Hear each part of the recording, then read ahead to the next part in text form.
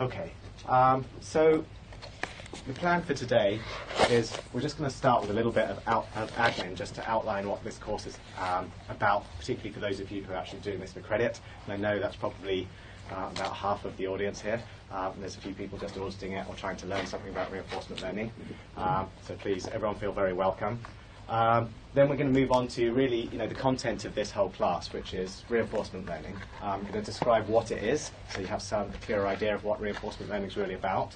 And to do that, I'm going to start by just introducing the problem, and then talking about, first of all, what the problem setting is. What do we mean when we want to solve a reinforcement learning problem? Where does this fit within machine learning, within science? What are we really talking about? Before we'll start talking about solution methods.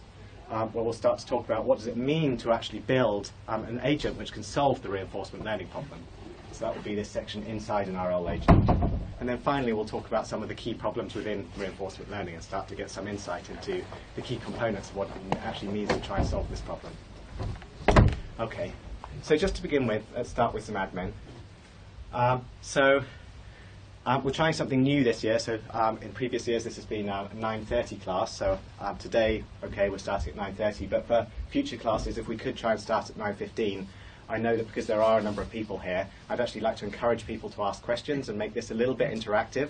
And that means, typically, I found that means we need just a little bit more time to get through the content. So this can be a little bit more relaxed and not something where we try and go right up to cramming everything in at the last minute. There is a website. This is the website on which all the teaching material for this part of the class will be posted, the reinforcement learning class. All the slides are up there. However, I should note that I reserve the right to change the slides right up to the last minute, and I often do. So if you print them out in advance and turn up with them, you might find they're slightly different to the ones I actually teach with. But I will update the website and make it clear when those slides have been updated after the class, so that if you're trying to revise for the exam at the end, you should know what the actual material is that I've taught with, and that is the examinable material for this year. It would be great if everyone could join this Google group. That will just help us to coordinate. This will also be the whole of advanced topics with Arthur Gretton as well. We're going to coordinate on this mailing group, so if there are cancellations or issues that come up, or issues regarding the assignments in particular, they can be communicated on this group. So it's just handy for us if there's one place where we can get in touch with everyone. And feel free to email me if any issues come up during the course of this class. Okay.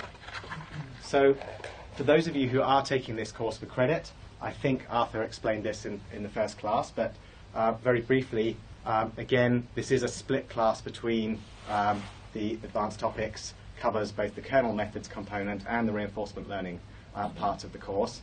We teach them as if they're two different courses. So you can think of them as like two half courses that happen to sit under the same umbrella of what we call the advanced topics class. What that means is that we arrange it so that you don't have to take one, or you can get away with just taking one or the other. You don't have to sit in both parts of the class. And so the way we do that is there's an assessment for the RL part and an exam for the RL part. There's an assessment for the kernel methods. And in the exam, you can choose kind of which or both of those questions to answer. So specifically, the RL part will be 50% coursework. The whole overall assessment will be 50% coursework, 50% exam. And there'll be two different assignments. You can choose one or the other. If you happen to do both of them, the bonus you get is that your overall score will be the max of how you did in both of those assignments. So it can be a significant advantage for those of you who do both of these assignments, but you can also get away with just doing one of them. And in the exam, the way that we get around this issue of having two half classes is that there are 3 reinforcement learning questions in the exam and 3 kernel methods questions in the exam, and you can choose any 3 to answer in the exam. So if you do study for both parts, you have the flexibility of choosing amongst them, but you can again get away with just learning one part or the other, although you're really just stuck with the course with the questions that I will offer you if you're doing the RL side, or Arthur if you just do the kernel method side. Okay, is that clear to everyone? Good. Okay, so textbooks. So the main textbook which we'll sort of be semi-following on this course is called An Introduction to Reinforcement Learning by Rich Sutton and Andy Bartow. So this book is considered the seminal textbook for reinforcement learning. It's actually available free online. And in fact, Rich Sutton is currently working on a second edition to the book, which is also available online in its current draft. We'll be using actually the notation from the second edition in this class if you just want to be compatible and understand exactly by comparing between them. That's probably the one to look at. So this is a really good choice. However, some people prefer something a bit more concise. This one is maybe 400 pages and very readable, but it's also, gives you a good overview and sense of the big ideas of reinforcement learning at a sort of intuitive level.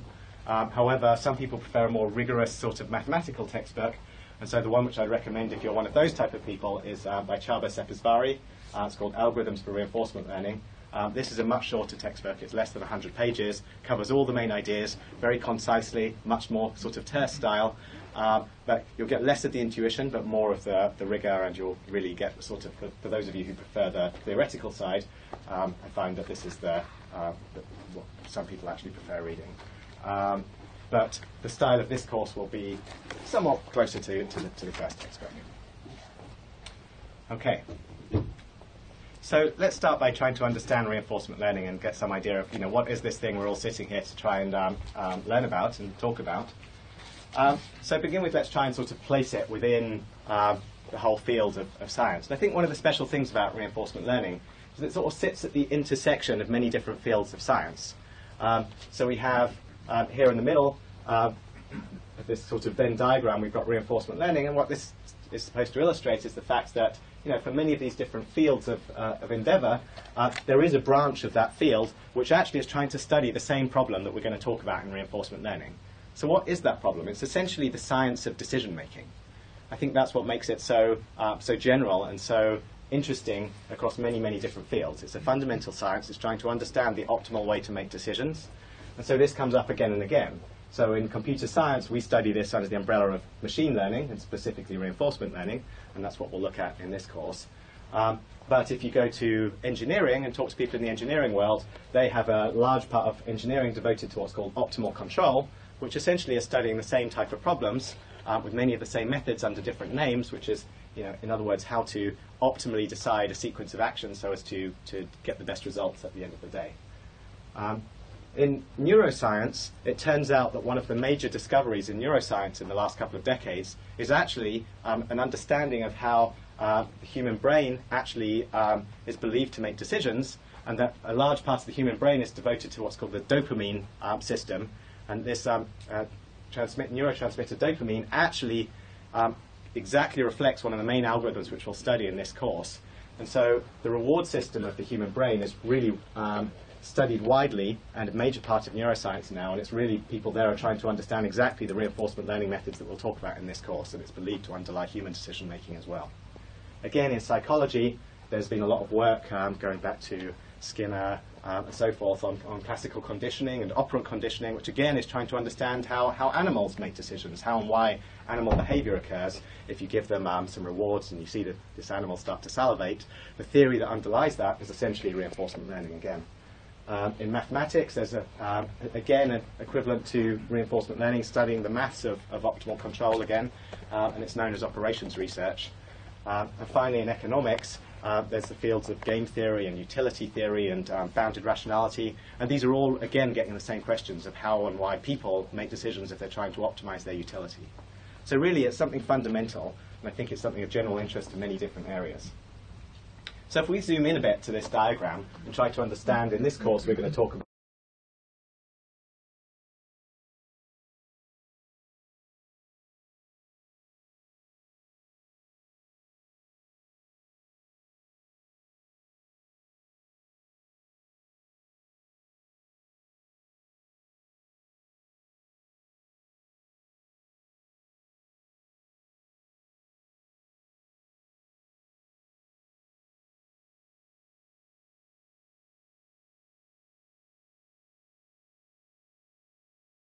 reinforcement learning. So there's a few things which differentiate reinforcement learning from supervised learning and from unsupervised learning as well. And so let's just see if we can understand those distinctions. So the first one is maybe the most obvious, that there's no supervisor. Like when we do reinforcement learning, no one tells us the right action to take. Instead, it's a trial and error paradigm. there's no supervisor. There's just this reward signal saying, that was good, or that was bad, or that was worth 3 points, or that was worth minus 10 points. No one actually says that was the best thing to do that action in this situation. So there's no supervisor. The second major distinction is that when you get that feedback saying good or bad, it doesn't come instantaneously. It may be delayed by many steps. So in the reinforcement learning paradigm, you make a decision now, and it may be many, many steps later that you actually see whether that was a good decision or a bad decision as the kind of the decisions that you may unfold over time. And it may be that it's only retrospectively that you realize that was a bad decision, because at the time it looked like it was very good, and maybe even you got positive rewards for several steps before some catastrophic large negative reward. So in RL, the feedback is delayed, and that makes it very different again. Furthermore, time really matters in RL. So we're talking about sequential processes, sequential decision-making processes, where one step after another, the agent gets to make decisions, pick actions, see how much reward the agent gets, and then optimize those rewards to get the best possible outcomes. So we're not talking about IID data here. We're not talking about the classical supervised or unsupervised learning settings, where you get some IID data set and you just get to learn on that data set. Here, we've got a dynamic system. There's an agent moving through a world. And imagine a robot sitting, walking through some environment. What that robot sees at 1 second is going to be very correlated to what it sees at the next second. This doesn't really, the IID paradigm that we're familiar with doesn't apply to RL. And specifically, perhaps the most important way in which IID breaks down is that in reinforcement learning, the agent gets to take actions. It gets to influence its environment. It gets to move around. Imagine this robot. It gets to move around in its robot. If I'm the robot and I walk to this side of the room, I will receive very different data. So I'll see different things. I'll get different rewards to if I'd moved over to this side of the room. So the agent is actually influencing the data that it sees. This is like an active learning process. So it basically got this combined set of differences that defines the RL paradigm and makes it quite distinct. But in many ways, this is really the paradigm that's faced by all of those fields of science we just talked about when we try to understand what it really means to optimize a sequence of decisions. Okay, so let's try and make this concrete by talking about some examples of what would be our reinforcement learning problems. Let's not talk in the abstract. Let's get a feel of what RL is all about. So I'm just going to kind of illustrate this with a few examples, and then we'll have a couple of videos. This is the first lecture. It's nice to have a bit of fun. And so one example would be flying stunt maneuvers in a helicopter. We'll see a video in just a second. So here, that you've got a helicopter being controlled. You want this helicopter to make a particular maneuver. It's not that anyone tells you at any given moment, yes, you've done the right thing, or no, you've done the wrong thing. It's that at the end of some period of time, you want to have executed this maneuver, and maybe someone says good or bad at the end of it. And crashing is typically very bad. Another example would be to play the game of backgammon. And one of the famous successes of reinforcement learning is when Jerry Tassaro defeated the world human champion at the game of backgammon, just by reinforcement learning. So this is a system that was basically playing the game again and again, and just by trial and error learning, figured out a way to play backgammon better than humans. Another example would be to manage an investment portfolio, where now the time steps are decisions which are being made perhaps in real time. Perhaps there's some stream of data coming in this trading agent, and it has to make decisions about what to invest where and in what products, and the reward in this case might be money, and it's trying to maximize the amount that it makes over time. But it's a clear example of a reinforcement learning strategy, a reinforcement learning problem. Or to control a power station. A power station is an RL problem in the sense that there's a sequence of controls that you can make of that power station. Perhaps the controls are, it could be the torques on the motors of how things are being converted. It could be different ratios that are controlling the batteries and so forth. There's all kinds of different tweaks. In a wind turbine, you have the blade pitches and so forth. There's all kinds of different parameters which can be controlled at every second so as to optimize the throughput of this power station. So there are many different decisions that can be made there over time, and there's some long-term goal, which is efficient generation. Another example would be to make a humanoid robot walk.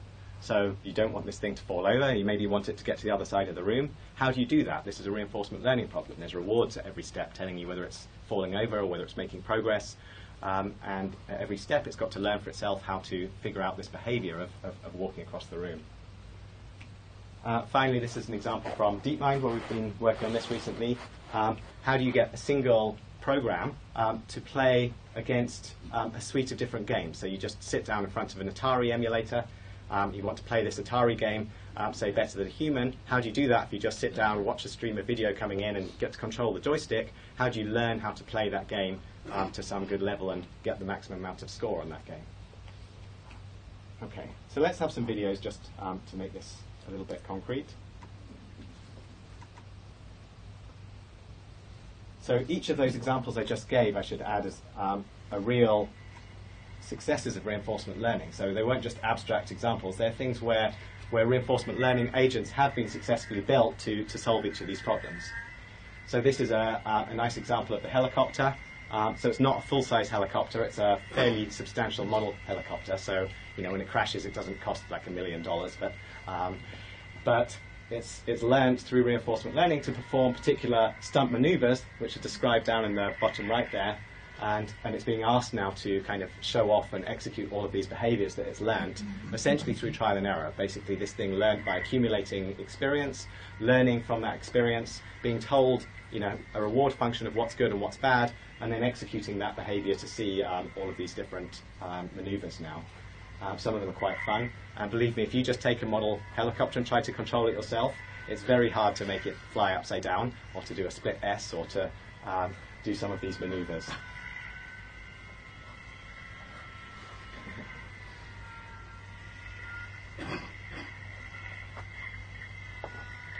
Okay. But were they trained manually? Were they simulated? Did the training times by simulation, or it was in real time, just refly? So the way this was done, they built a model. They learned to model. So we'll come to this later in the course. They built a model first. Once they had a model of how the helicopter behaves, they then did some planning with respect to the model. And they were able to actually then, so the learning was done on the model offline and then applied to so the model was learned from real data, and then it was able to learn with respect to that model how to perform optimally. I just want to show one more movie.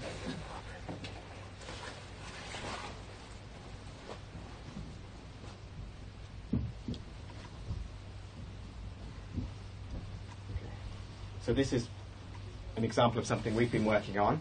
This is the agent which plays the Atari games against... so this is basically a system which is learning by trial and error. It doesn't know anything about each of these games. These are all different Atari games, for those of you who are familiar with the classic Atari console. And all it's shown is basically this video we're seeing here, and it gets to control the joystick, and it's told how much score it gets. And it basically has to learn to figure out how to play the game with no knowledge. No one tells it the rules of the game or what's going to happen. It just figures out how to play very well and maximize its score through reinforcement learning.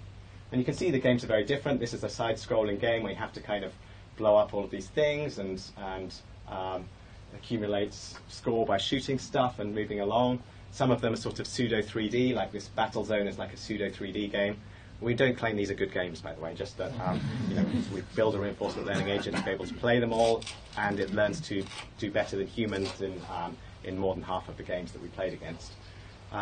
This is a really ridiculous game where the game is literally to make a chicken cross the road, and it learns to do that. This is more of a classic kind of shoot 'em up Space Invaders type game called Demon Attack. Learns to kind of duck in and out of the bullets and shoot all the aliens. This one is Pong, the classic original Atari game, and we're controlling the green guy here and basically learning to hit it right. You have to get these like sharp angles off the corner to be able to get it past the opponent, and it sort of learns this strategy and eventually learns a perfect strategy of winning every game. Yes? You're allowing, presumably, the reinforcement algorithm to respond to stimuli in a much shorter space of time than a human would be able to do that. Simply because of the hand-eye coordination, for example, there must be a lower... Actually, no, we tried to match it to roughly human. So we make decisions at 15 hertz, which is not way beyond what humans are capable of. So it's a fair... I think it's reasonably fair, yeah. So this game is Sequest. Here you'll notice it has to do like delayed decision-making, like it has to go up to the top, fill up with fuel, which doesn't get it any score, so that then it can go back and shoot agent, all these different monsters and things, and fish and sharks, and go back and get more score. Here it has to jump around this whole grid, turn everything yellow whilst avoiding this coily thing here. It can use this little teleport thing, and the goal has to figure out just from these raw joystick maneuvers how to kind of fill up the whole screen and get this big score at the end by doing that. And again, we haven't told it anything about these different games. It's just figured out what to do just by trial and error on the joystick. This game's kind of weird. It has to sort of sweep this thing around and get the liars whilst avoiding the things which will kill it. This one, I guess I'm probably familiar with, Space Invaders. We've got this agent that's being controlled, and it learns this very human-like strategy. First of all, it captures the mothership. Also learns a very human-like strategy of doing things a column at a time, which gives it more time as the game speeds up. It takes longer for the aliens to move from one side of the screen to the other and move down, and that actually gives it more time to be able to sweep up and kill them all, and it figures out that strategy for itself. This game, Boxing, again, a little bit of a strange Atari game.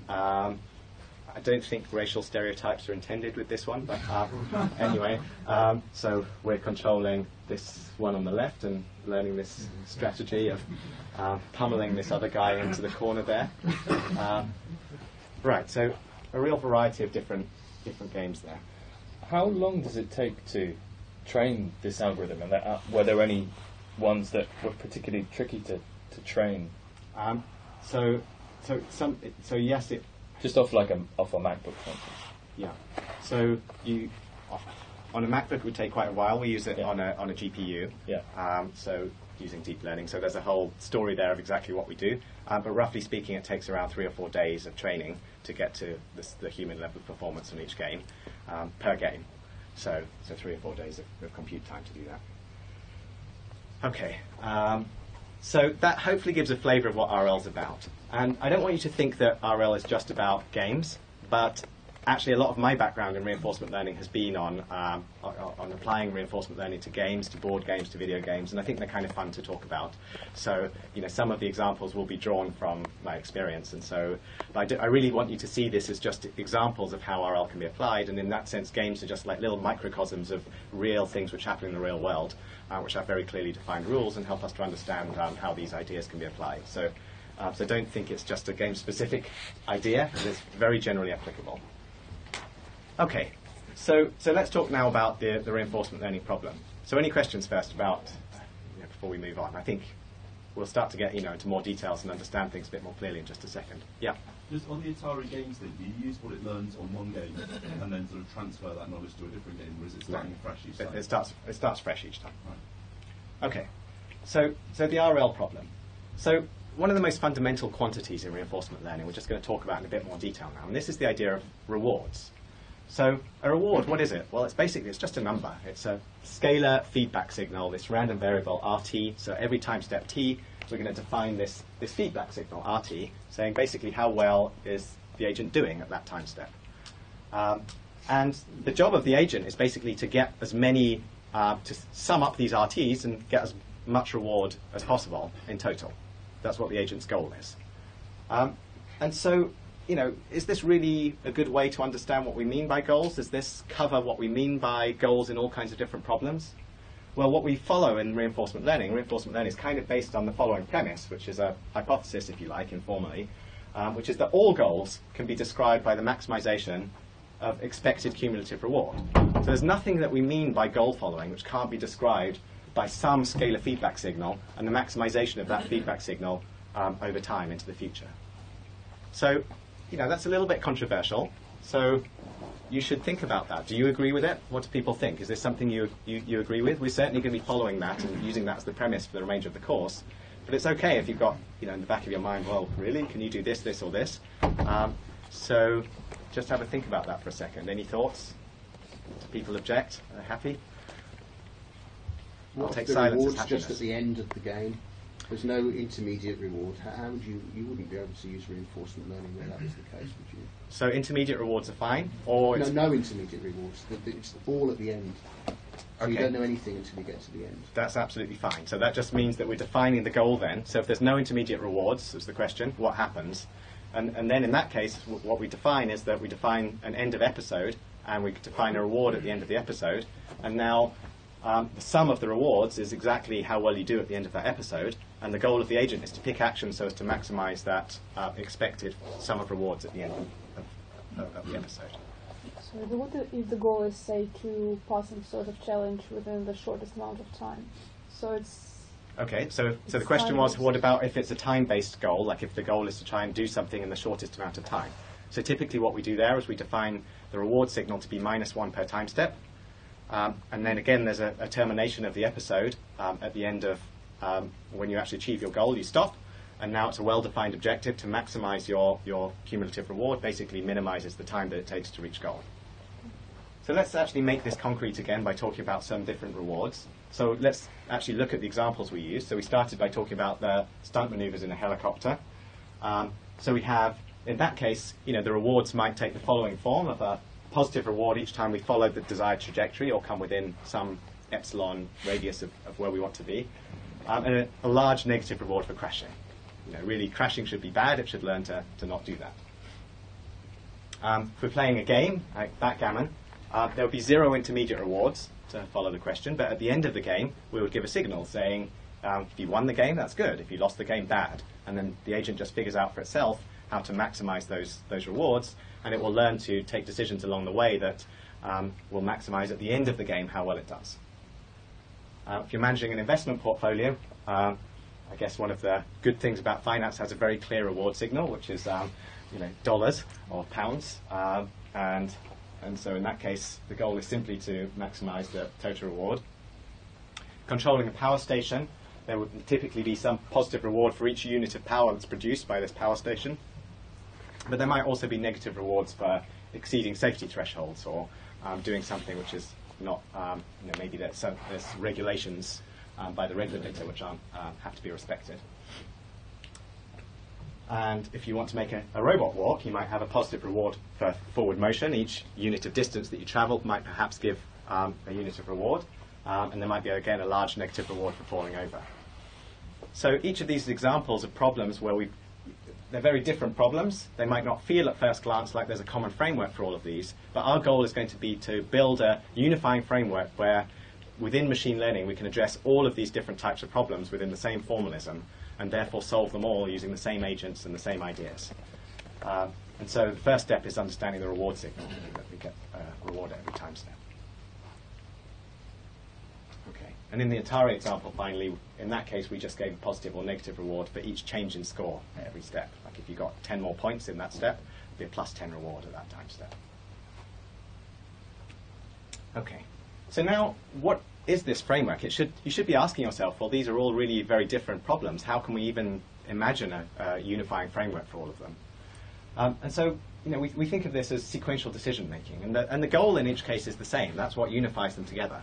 But the goal is to select actions so as to maximize the total future reward. We basically want to pick a sequence of actions so that we get the best results, the most total reward along our trajectory. And in particular, we need to note that what that means is that we have to plan ahead. We have to think ahead, because actions may have long-term consequences, and the reward that we get might not come now. It might come at some future step. And sometimes that might even mean that you have to kind of give up some good reward now so as to get more reward later. So you can't be greedy when you do reinforcement learning. You have to think ahead. And examples of that would be, like a financial investment where you have to spend some money now, so you're losing money. You spend some money, but then you believe that later you'll get more money back once this matures. Or if you're in the helicopter example, maybe it's running low on fuel. So you might want to stop, lose some reward for following your maneuvers, to refuel for a while, but that might prevent a crash in several hours' time and therefore actually lead to longer runs and more reward in the long run. Or if you're playing a game of backgammon or chess or something, you might want to choose a move which doesn't look like it's going to make you immediate gains. You don't take the opponent's queen, but instead you do some strategic thing which helps you much later on, because you think that blocking your opponent now might help you do better later on in the game. Okay, so the formalism we're going to use, we're just going to develop that a little bit in terms of this interaction between agents and environments.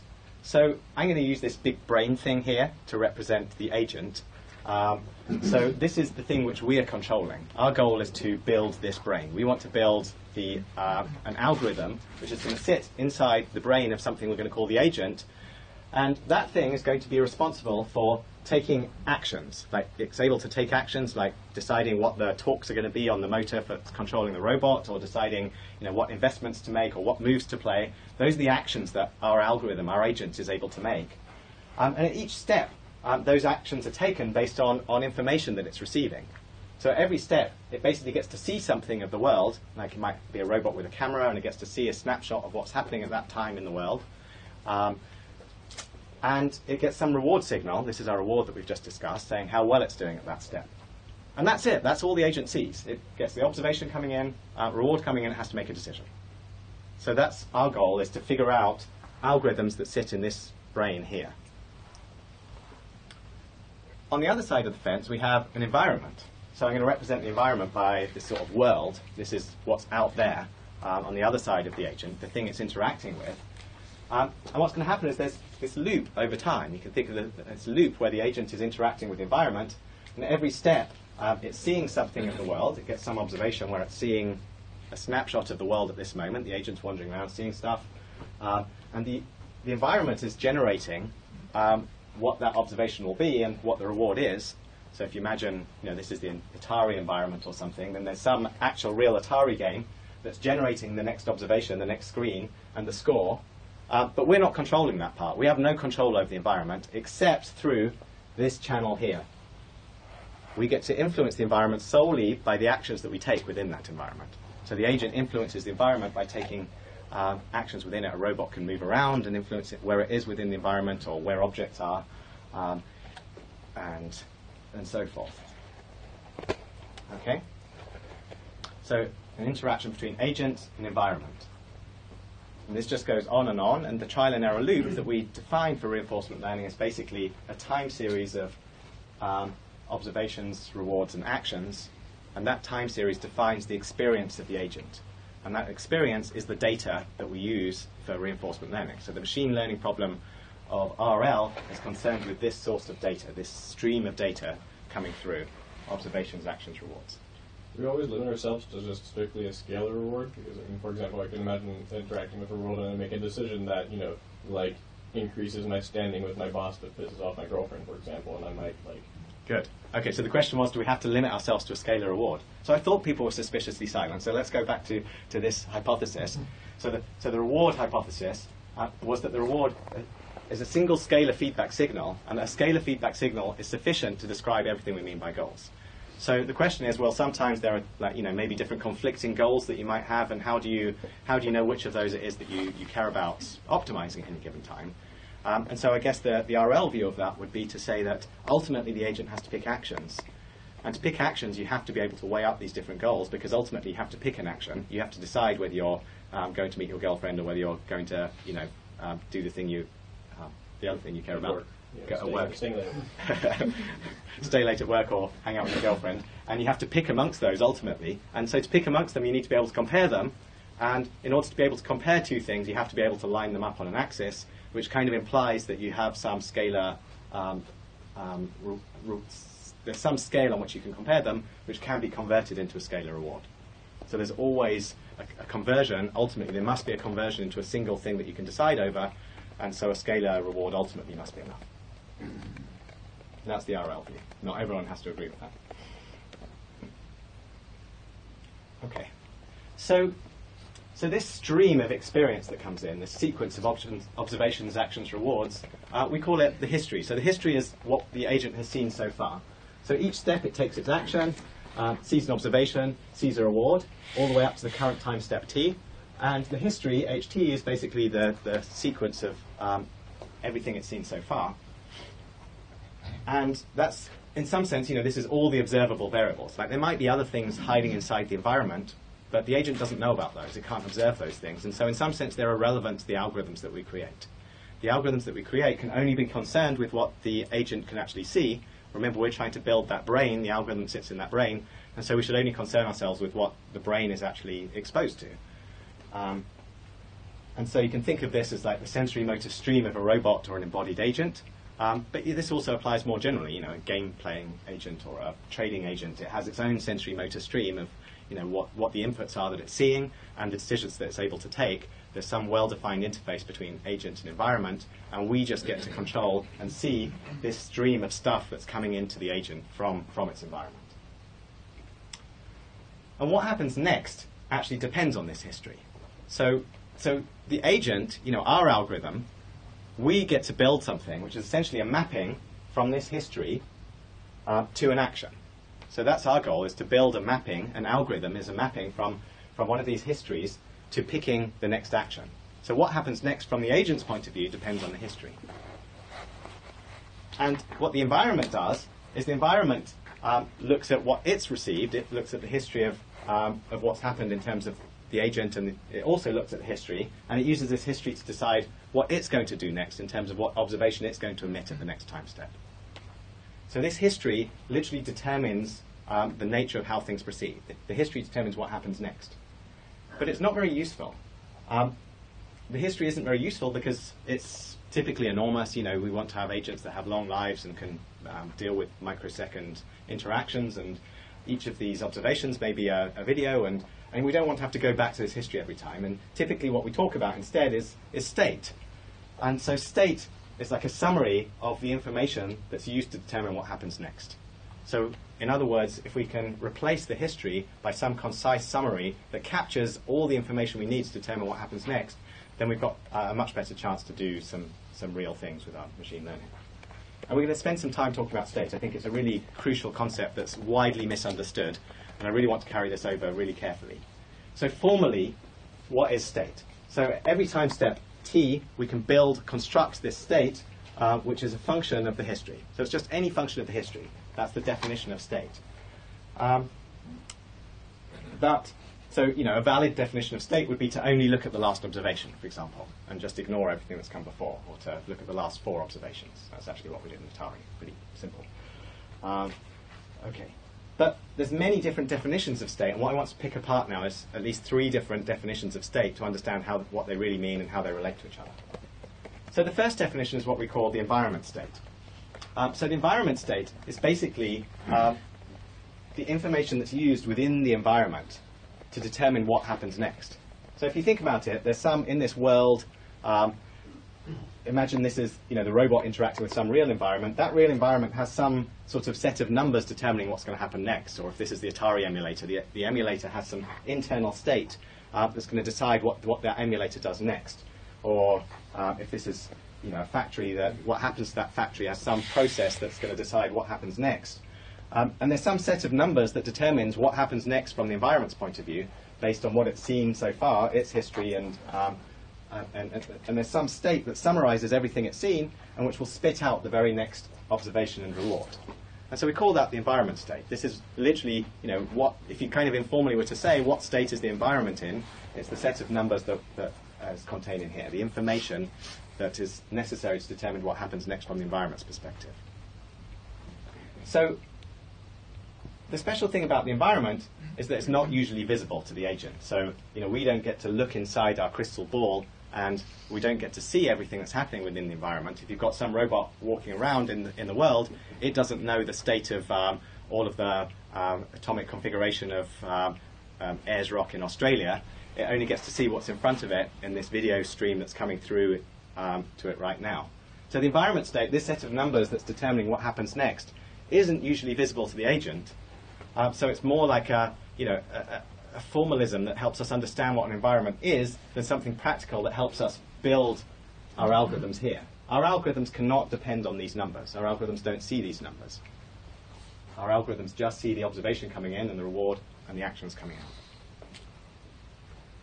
And furthermore, even if we could see this information, sometimes it might not be the right information that we would like to use to make effective decisions here. So again, the configuration of Ayers Rock isn't probably very relevant to the robot that's wandering around this room right now. It needs to be able to look at its own stream and understand what's locally around it to be able to make good decisions. And so actually having its own subjective representation may be a good thing. Yes, question? If you put a lot of agents together influencing the same environment, do you get any sort of self-organized behavior patterns or anything like So Did you notice anything? Okay, so the question is about multi-agent systems. So I just want to say one thing about multi-agent systems, which is essentially they're beyond the scope of this course, but let me just briefly say that from the perspective of each individual agent, it can consider all of the other agents that it's interacting with to be part of the environment. So from the perspective of one brain here, the fact that there are other brains wandering around in this environment doesn't really change the formalism. It doesn't have to change the formalism. There's just one agent interacting with them. Your question, I think, is whether the emergent behavior shows some patterns between the brains here and the brains there. It can, and there's a lot of work on that, but it's kind of beyond the scope of what I'm going to talk about in this course. Right.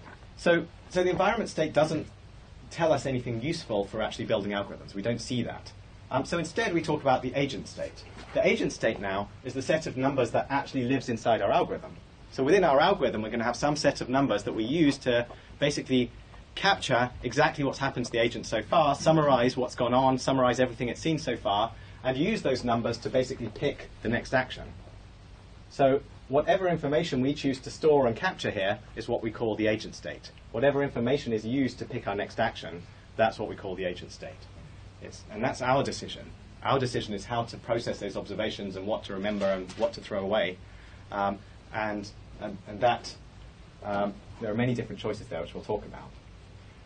So, and this is the information that's used by our reinforcement learning algorithm. So when we build an RL algorithm, we'll really always be talking about the agent state, that we'll be thinking about, formalisms where we take an agent state and we build something that picks actions from our state.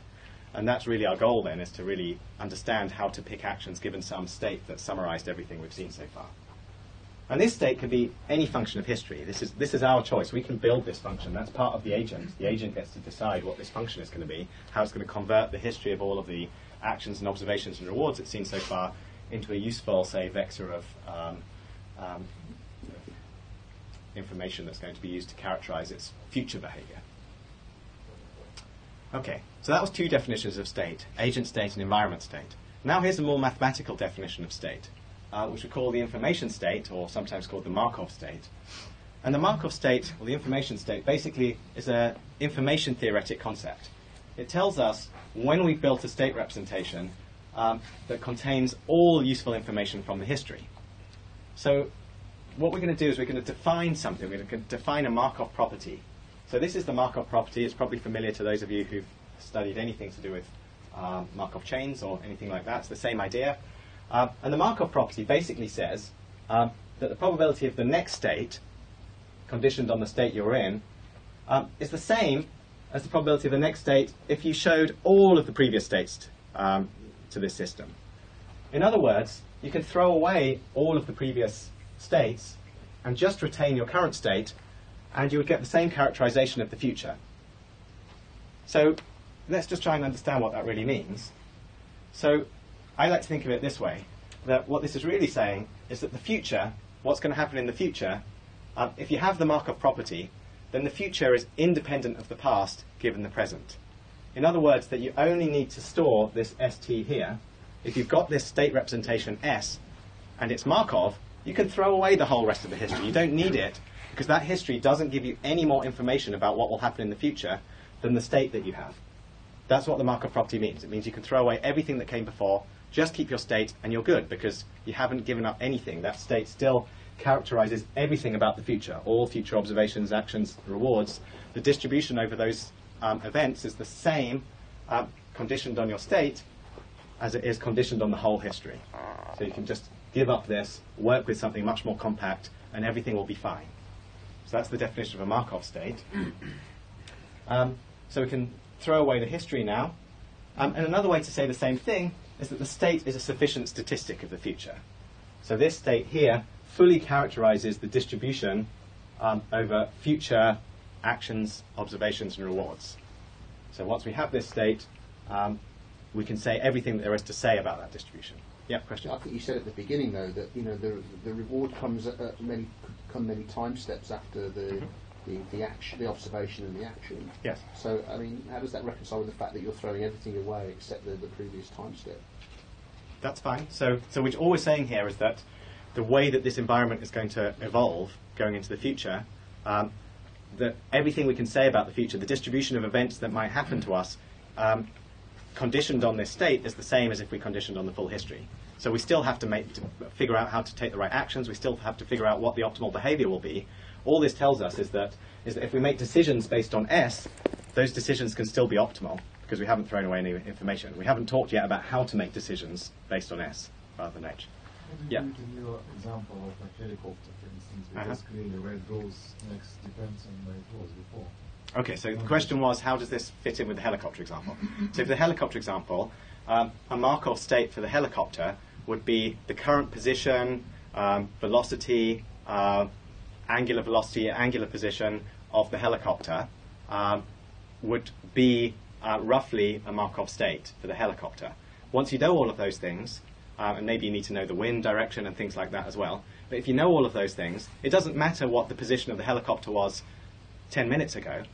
That doesn't make any difference to where the helicopter will be at the next moment. All that matters is where it is now, and the wind direction, and that will fully determine what will happen to the helicopter at the next moment. You don't need to remember this detailed history of its previous trajectory, because it's irrelevant. In contrast, let's say you took an imperfect state representation that's non-Markov, like you just had the position but not the velocity.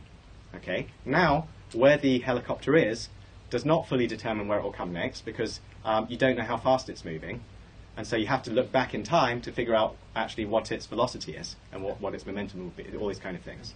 Okay, so that's the information state or the Markov state. Can I just ask one question? On this, we're saying that the state, if we know the state, then we know everything there is to know about future states. Yes. But that itself is not necessarily very helpful, because the state might be nothing to do with the reward. Okay, so this history, don't forget that the history includes all rewards. So to say that it's a sufficient statistic of the future means that it's a sufficient statistic of all future rewards. So that, by definition, means that a Markov state contains enough information to characterize all future rewards. Okay, so I want to give two just brief examples before we move on. So one thing to note is that the environment state, if only we had access to the environment state, that would be great, because the environment state is Markov. By definition, the environment state fully characterizes what will happen next in the environment, because that's what the environment is using to pick its next, the next observation it's going to emit is and the reward. So sort of by definition, the environment state is Markov. Also by definition, if we keep the entire history of everything, that is also a Markov state. It's just not a very useful one. But if we retain everything and make our decisions based on the entire history contains as much information as the entire history. It's sort of tautological, so therefore it's Markov. So these are two examples where we can, to show that there's always a Markov state. It's always possible to come up with some Markov state. The only question is, in practice, how do we find a useful representation? Okay, so let's just make this concrete with one example. So this example, we've got this rat, and I want you guys to be the rat. Okay, and I'm going to be the evil experimenter who's going to either give you a piece of cheese, or if you don't do what I like, then I'm going to electrocute you. Okay, so here's a few sequences that you observe. So you're learning by trial and error. So light comes on, you pull a lever, hear a bell, and then zap, I electrocute you. Okay, sorry. Second episode, you hear a bell, see a light come on, you pull a lever again, and you get a delicious piece of cheese. Okay? Third episode, pull a lever, see a light come on, pull a lever again, hear a bell, and now you need to predict for me. Are you going to get electrocuted, or are you going to get a delicious piece of cheese? Okay? So let's have a show of hands.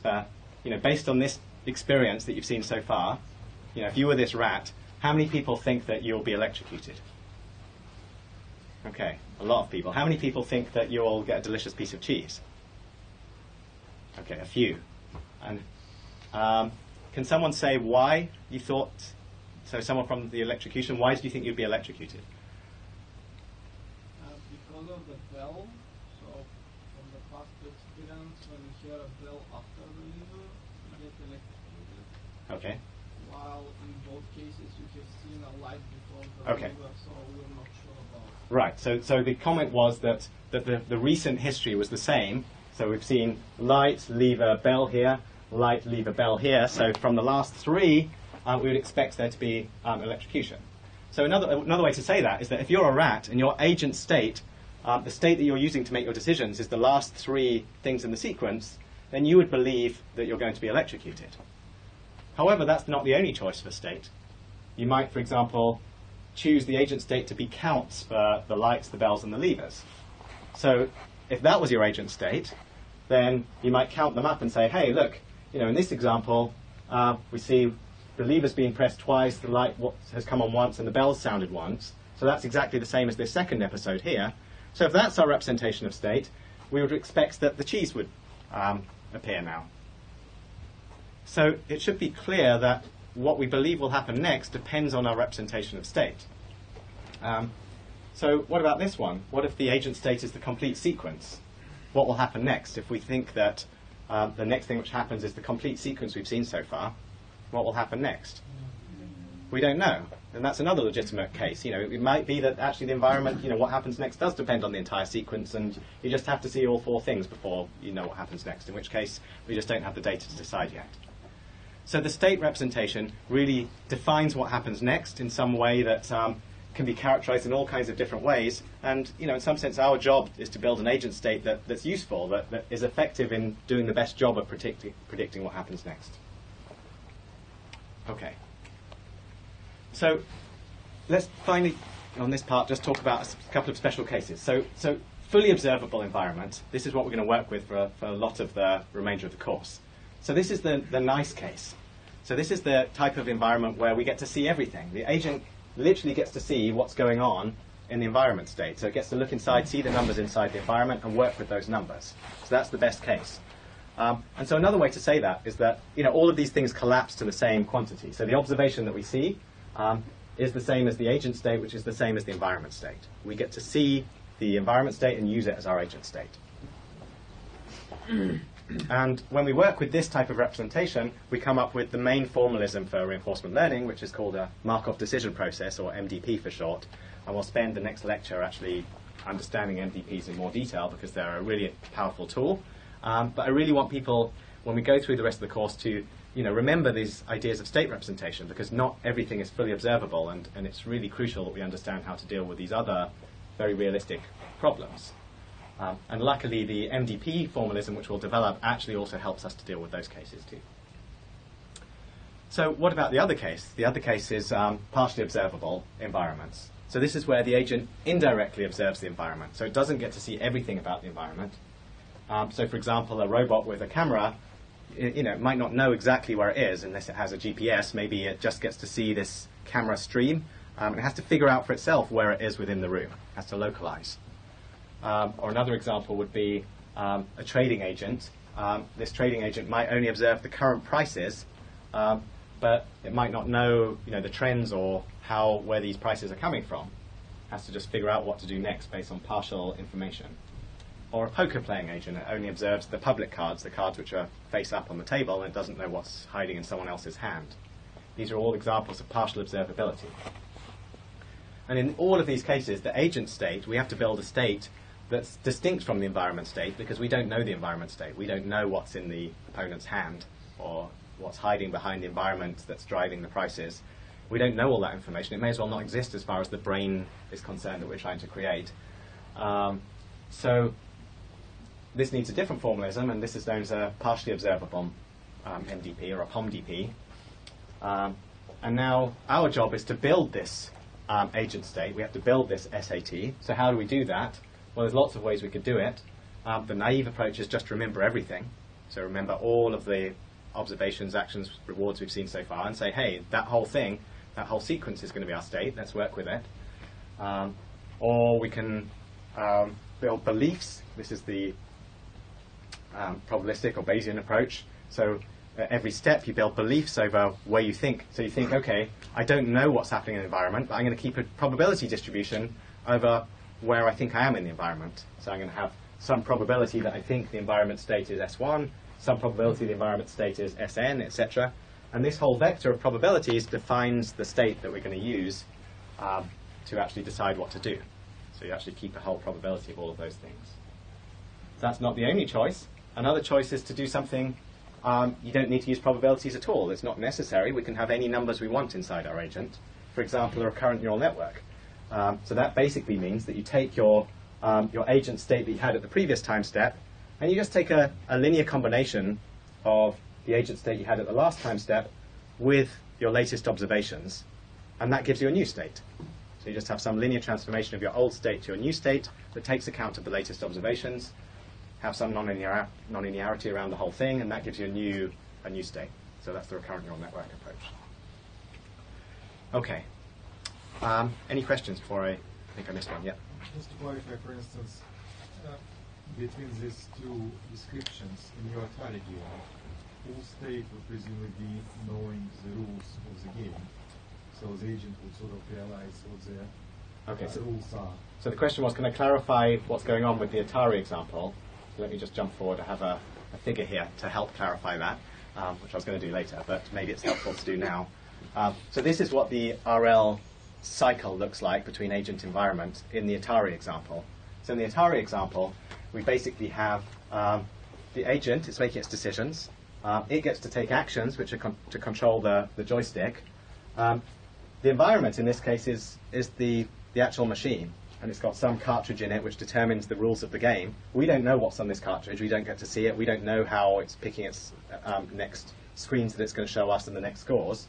But that cartridge, given the actions that we take on our joystick, will determine both what it shows on the screen and also the score. Those things are fed into the agent, and it gets to take a new action as a result.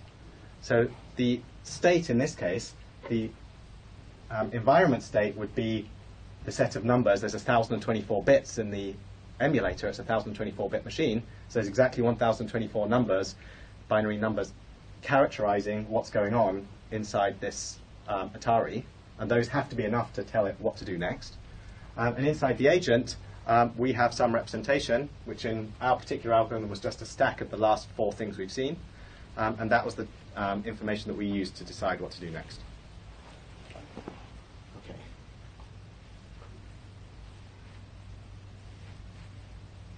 Right. So let's open up an RL agent and see what's inside. So far, just to clarify, we've talked only about the problem. We haven't even mentioned how to solve the problem. We've just talked about what it is to define this reinforcement learning problem. So what I'd like to do is talk about the main components of an RL agent. What are the main pieces that go inside it? And I'm going to use that to build a bit of a taxonomy of how we talk about reinforcement learning. So an RL agent may include one of these 3 things. These are the main objects for reinforcement learning. They're not the only ones, so I don't want you to think this is an exclusive list. But these are the main concepts that we're going to talk about, the main pieces you may have or not have inside your agent. The first one is what we call a policy. So this is how the agent picks its actions. It's its behavior function. It's the way that it goes from its state to a decision about what action to take. The second idea is what we call a value function. This is the thing which basically says, how good is it to be in a particular state? How good is it to take a particular action? How much reward do we expect to get if we take that action in this particular state? That's the idea of the value function, a really central idea to a lot of reinforcement learning, estimating how well we're doing in a particular situation. And the third quantity is what we call a model, which is how the agent thinks the environment works. So not the real environment, but the agent's kind of view of the environment. It's got its own model of how the environment may or may not work. Okay. Now these are not always required for an agent, but these are 3 pieces that may or may not be used. Okay, so let's just go through them one by one. So the policy is essentially a map from state to action. So if we're in some state S, then we could have a deterministic policy. That's one choice. It's like just a function now. This function pi tells us how to get from some state S, summarizing the situation we're in, to some action A. This is the decision the agent takes. And so this policy is really the thing which we care about. We want this thing to, we want to learn this thing from experience, and we want this policy to be such that we get the most possible reward. So that's the game we're playing, is to try and, the brain we're trying to build is the thing that figures out this policy. We can also learn a stochastic policy. So there's no reason our policies have to be deterministic functions. They can also be stochastic, and often this is very useful. It helps us to make random exploratory decisions, for example, to see more of the state space. And so this is just a probability of taking a particular action conditioned on being in some state. So it's a stochastic map now from states to actions. And we'll talk about both of those in this course. Okay, the next central quantity is the value function. So let's really try and unpack this a little bit. So the value function is a prediction of expected future reward.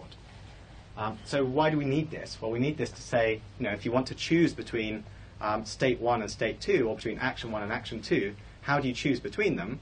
Well, we want to be able to choose on the correct basis, and the basis that we're trying to use here is how much total reward we expect to get in the future. So the expected future total reward is what we mean by a value function. So formally, we typically write it something like this. So this would be a value function, and the value function depends on the way in which you're behaving. So we have to index it by pi here. So if I was to have a robot which is falling over a lot, that robot will get a very different total reward to an agent which is standing up or walking effectively. So the amount of reward that we get depends on the policy. And so the value function for a policy tells us how much total reward we expect to get going into the future. So we're going to look at the expectation over the future of the reward at time t, plus the reward at the next time step, plus the reward at the next time step. And we can also have this discounting going into the future. This is something that says we care more about immediate rewards than later rewards.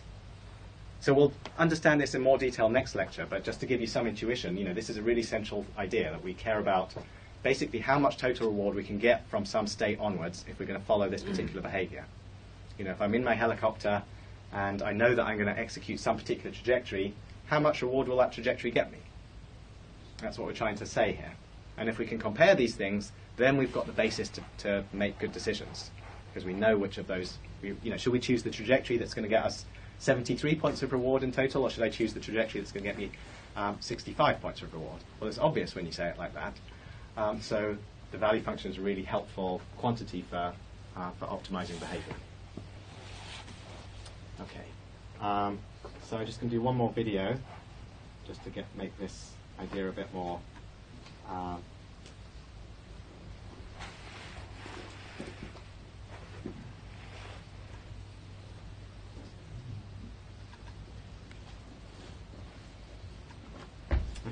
So this is the value function in Atari. So what we're looking at here on the top right, if we look at the top right, is exactly this quantity V that we were just talking about, saying how much reward the agent thinks it's going to get going into the future.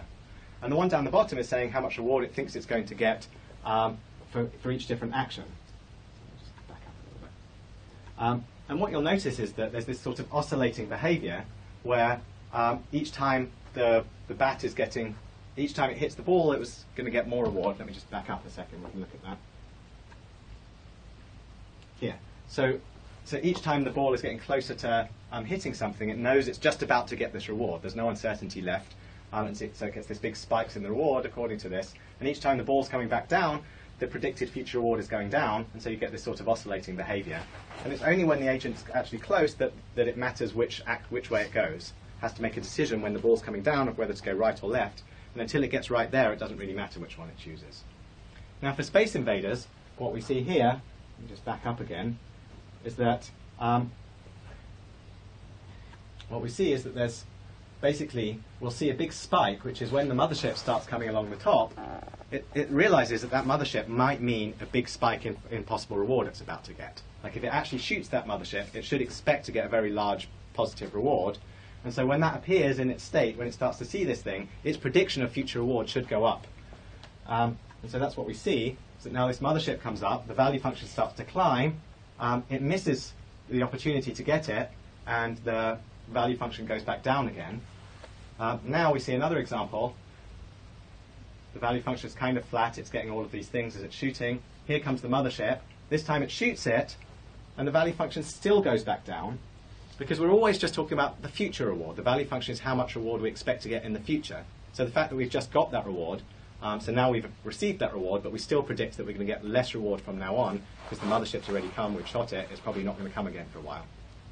Okay, so we've got like this agent's internal measure of how much reward, how much score it's going to get going into the future from here. And this thing is like its oscilloscope of how well it's doing at any given moment in time. So it can be used to make decisions. So Yeah. So this reward is predicted let's say 1 second, right? It's not predicting the end of the game, or just Yeah, the reward has a time scale to it, and the time scale. If we just go back to the time scale. So the question was: is there a time scale to the how far ahead we look in? Is there a horizon to how far ahead we look into the future for these scores? And the answer is that the horizon is given by this discount factor. So at every step we discount the reward a little bit more and a little bit more and a little bit more going into the future until essentially we don't care about things very far into the future.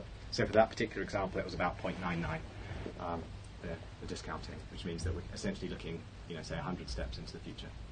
Yeah. Is there some sort of a risk-reward trade-off between the value functions? So, for example, you care about value functions which have a lower expectation but are more stable in terms of actions you do.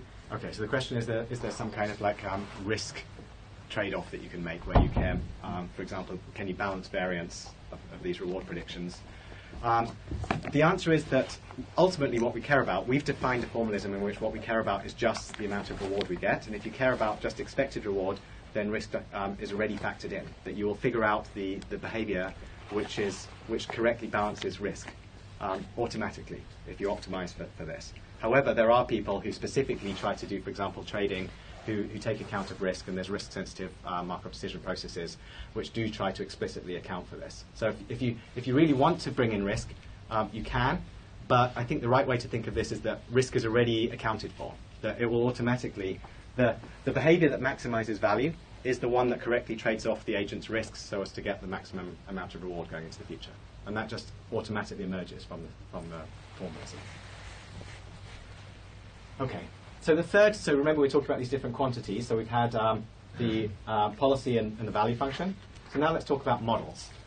So a model is basically, it's not the environment itself, but sometimes it's useful to imagine what the environment might do, to try and learn the behavior of the environment, and then use that model of the environment to help make a plan and to help figure out what to do next.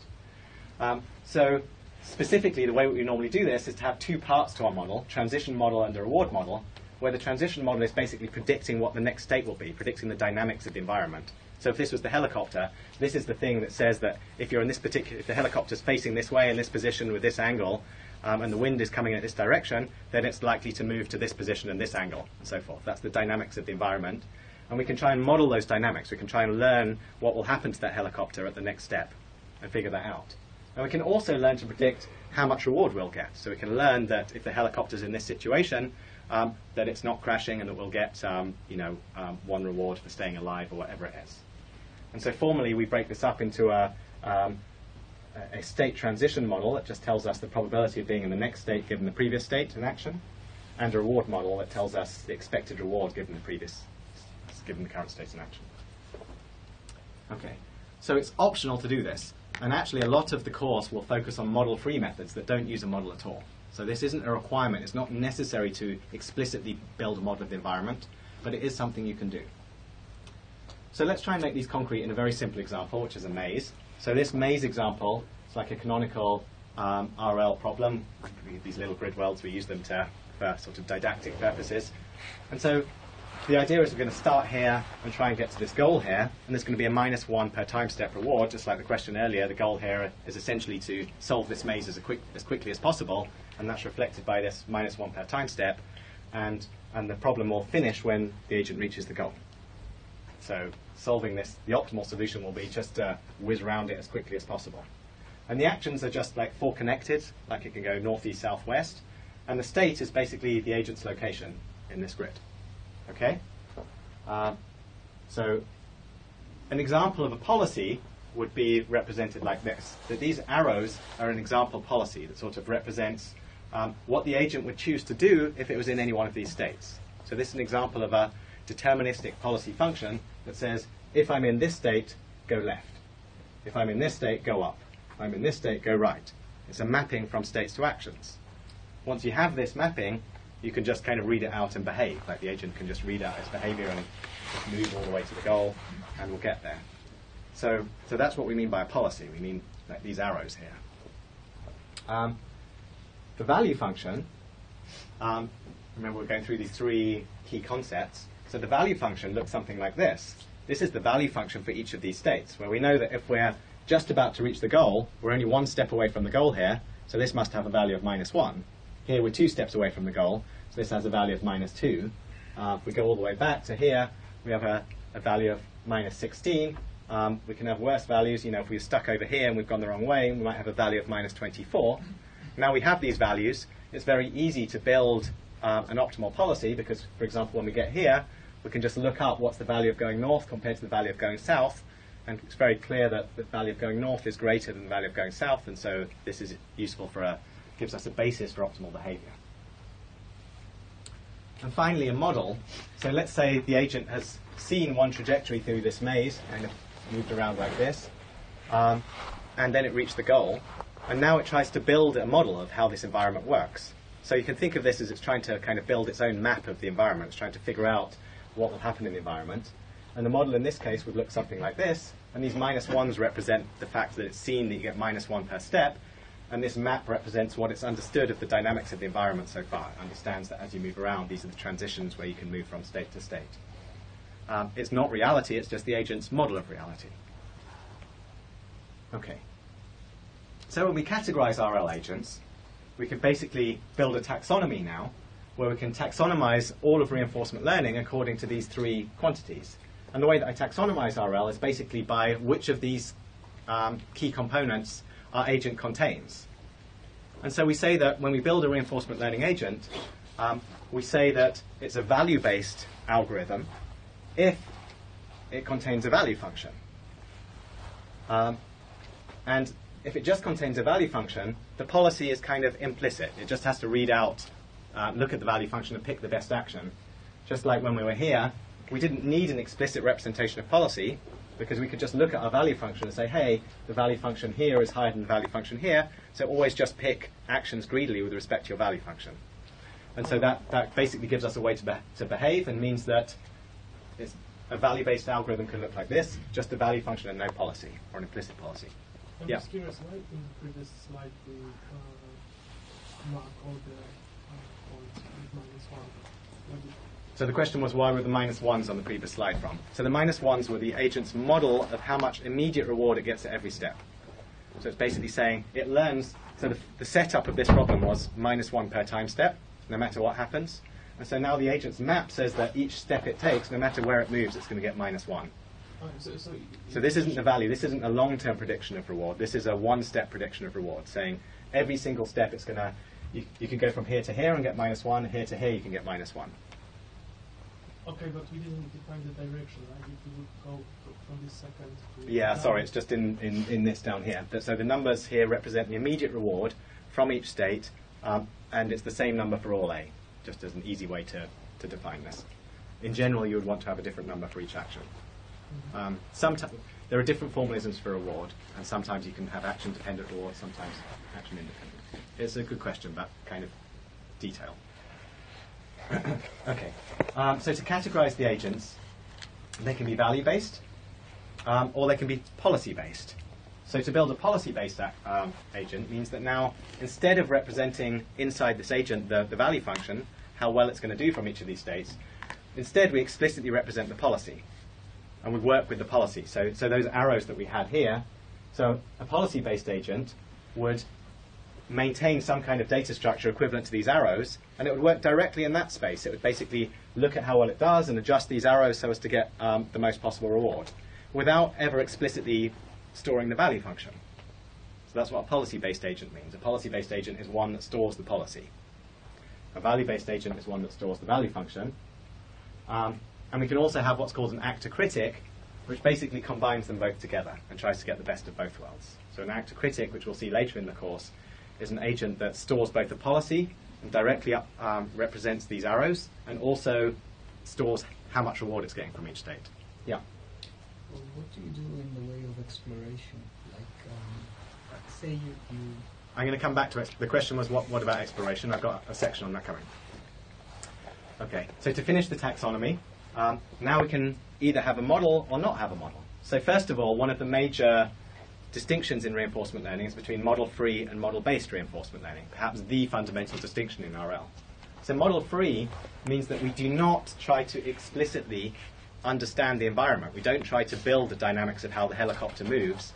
Instead, we go directly to the policy or the value function. So we just see experience and figure out a policy of how to behave so as to get the most reward, without going through this indirect step of figuring out how the environment works. So that's model-free reinforcement learning. And a lot of the course will be about understanding how that can be possible. You know, how do you even do this without building a representation of the environment first?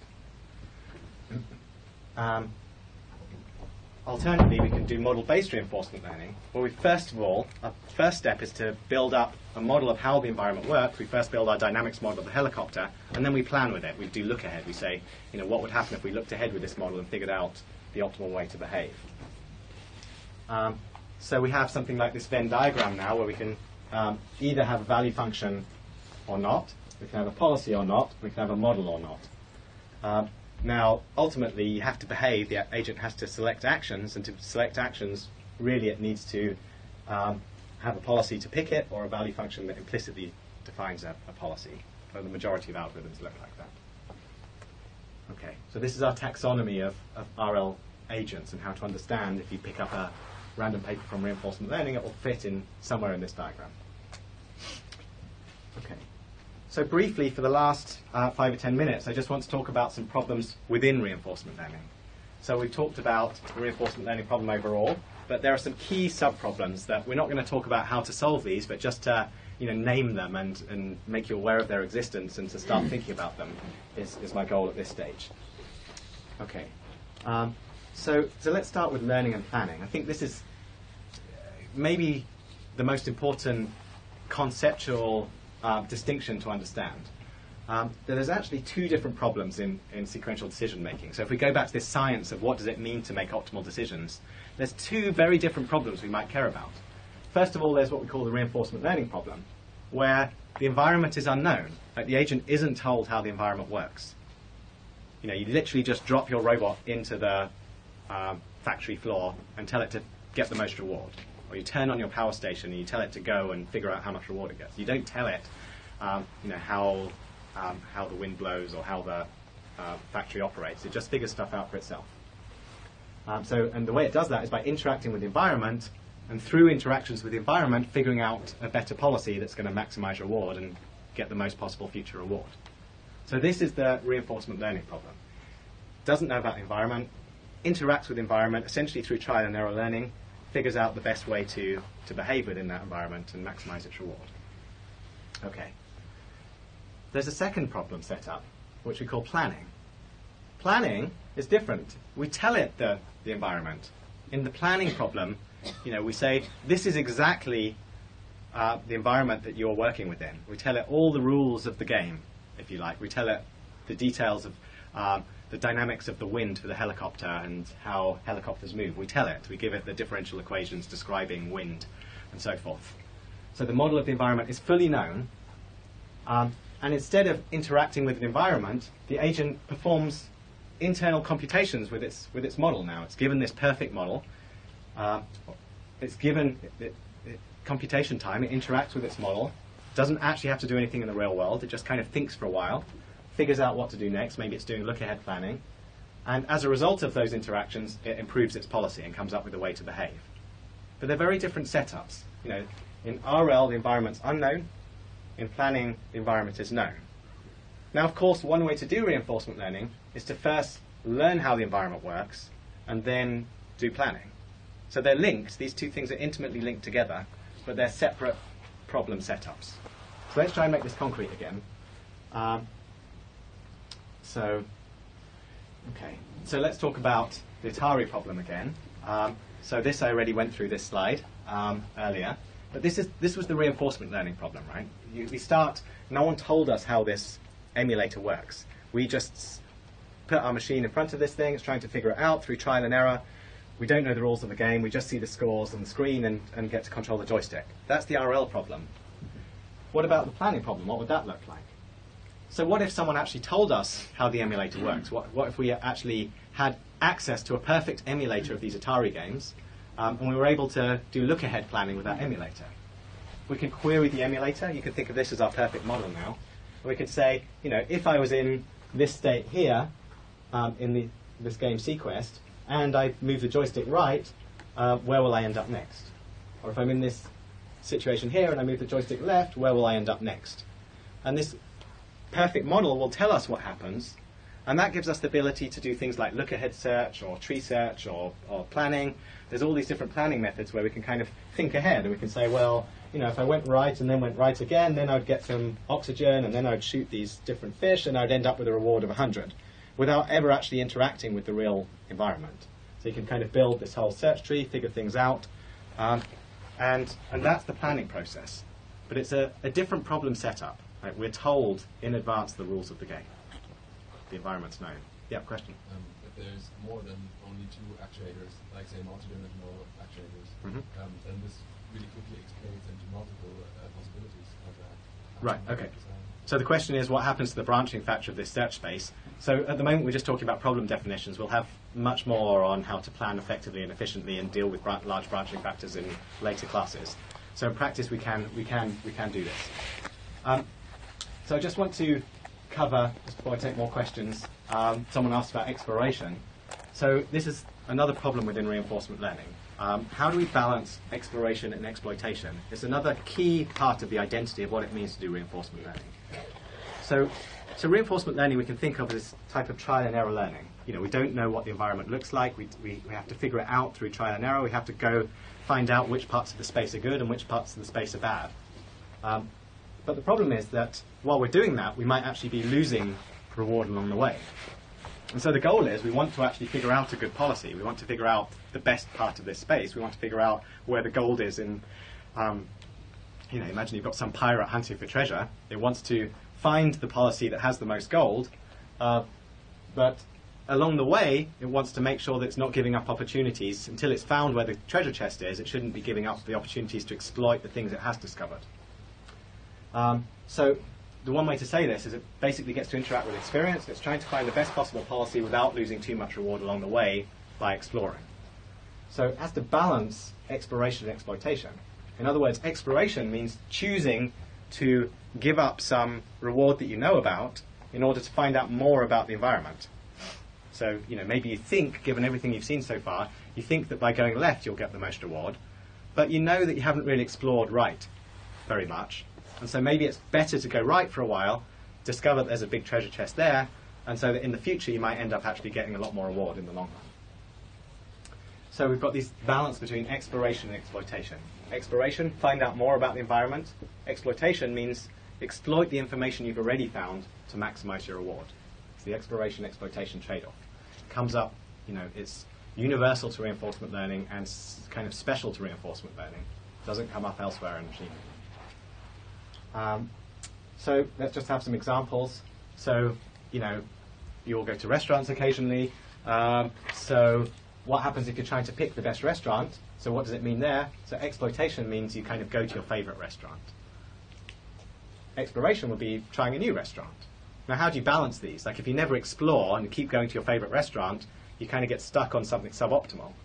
But if you explore all the time, you end up, you know, maybe eating food that you don't like because you're exploring a lot, and maybe you should have gone to your favorite restaurant a little bit more often. So you have to balance these things out so that you end up finding the best restaurant and eating delicious food along the way. The classic example of this, that's one of the big success stories of machine learning, is advertising online. So this is a big use case for a lot of this machinery, where you're trying to basically decide what advert to show on some banner on some website. So this would be like, you know, Google AdSense or something like this. And there's exploitation then would be to show the most successful advert, the one which people are clicking on the most. But sometimes you also need to explore and show some different adverts that haven't been displayed before to see if people will click on them. And maybe those adverts will turn out to be better, make more income.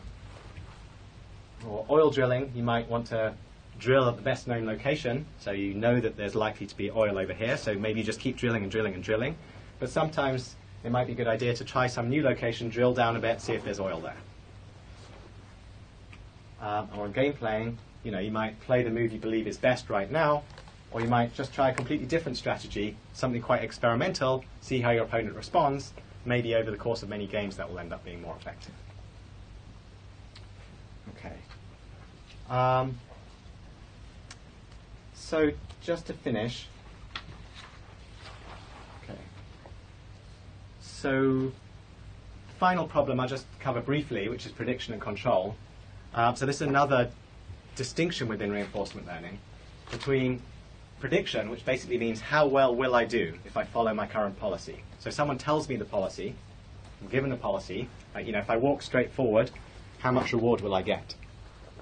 Now that's a different problem to someone saying, what's the optimal policy? Which direction should you walk to get the most reward? And typically what happens in reinforcement learning is we need to solve the prediction problem in order to solve the control problem. We need to be able to evaluate all of our policies to figure out the best one. And so if we go back to our grid world example, you can have a grid world like this. This again is something where you've got an agent that's moving around this grid world. It's basically gets -1 per time step, but if it goes to A, it gets a +10 reward and teleports to A prime. If it goes to B, it gets a +5 reward and teleports to B prime. We can ask, what's the value function for the uniform random policy? Like if we just move around this grid randomly, how much reward will we get? That's a prediction problem. We're just asking for this fixed policy of behaving randomly, how much reward will we get? This is the answer. You get, at best, if you're in this top state here, you get 8.8 units of reward in total going into the future, roughly. And we'll see how to solve these things in subsequent lectures. If we were doing control, we ask the question, what's the optimal behavior in this grid world? If I'm anywhere on this grid and I behave optimally, now what's the value function? And the value function is very different. So now if we look again at that best state, before we were getting 8.8, now if we behave optimally in this grid world, we get a very different answer. The optimal value, according to the best possible behavior, gives us like more than 24 units of reward, because we're going to follow this optimal strategy and loop round and round these links and get more and more reward. So now it means that if we're in state A, we can expect to get more reward in the future. So the optimization problem, the control problem, is very different to the prediction problem. Okay, so I just want to finish with the course outline, and so people understand what's coming next. So the course is roughly divided into 2 halves. I'm afraid because of last week it won't align with reading week, but we'll figure that out as it goes. But the first part is roughly covering the basics, covering really fundamental understanding of reinforcement learning. So introducing the problem we've just done, understanding Markov decision processes, how to plan, so solving the planning problem using dynamic programming, which is the elementary building blocks that underlie all of this, and then understanding model-free methods for both prediction and then control. In the second part of the course, we'll look at how to scale up, how to really apply, at the end of this part, you won't really be able to go off and solve interesting problems. You shouldn't have that expectation. But all of the ideas which we'll learn here do scale up, and in the second part of the course, we'll understand how they scale up and apply to more interesting problems by using value function approximation, policy gradient methods, integrating learning and planning using more sophisticated approaches, solving the exploration-exploitation problem. And so that's where things will become interesting. And then finally, in the last lecture, which is the one which we'll have to find a good time for that, I'll just give a case study, which is some of the success stories of reinforcement learning in games. And we'll see that RL has been used to achieve not just world champion performance in backgammon, but actually across all